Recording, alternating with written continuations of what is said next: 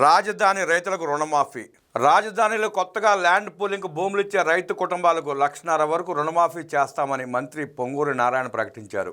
500 కోట్ల రూపాయల మేర భారం పడుతున్నప్పటికీ సీఎం చంద్రబాబు ఈ నిర్ణయం తీసుకున్నట్లు మంత్రి చెప్పారు. దీంతో పాటు భూములిచ్చే రైతులకు ప్రస్తుతం మార్కెట్ అవసరాలకు అనుగుణంగా కౌలు రేట్లు పెంచేందుకు సీఎం సూత్రప్రాయంగా అంగీకరించారని చెప్పారు.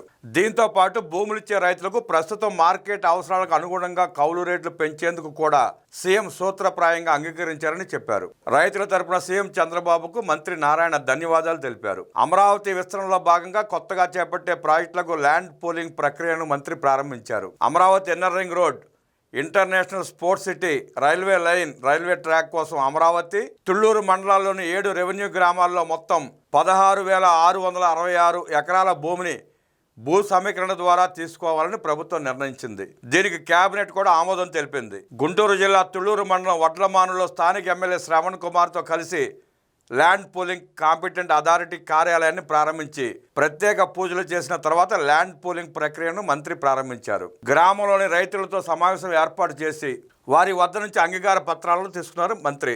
రైతులు మైనేని సత్యనారాయణ 4 ఎకరాలు, వడ్లమూడి శ్రీలక్ష్మి 4.22 ఎకరాలు, సాయి తరుణ్ 1.75 ఎకరాల భూమిని ల్యాండ్ పూలింగ్ ఇచ్చేందుకు తమ అంగీకారం తెలుపుతూ ఫామ్ 1ను అందజేశారు. వడ్డమానులో 1,768 ఎకరాల భూమిని ల్యాండ్ పూలింగ్ ద్వారా తీసుకుంటామన్నారు.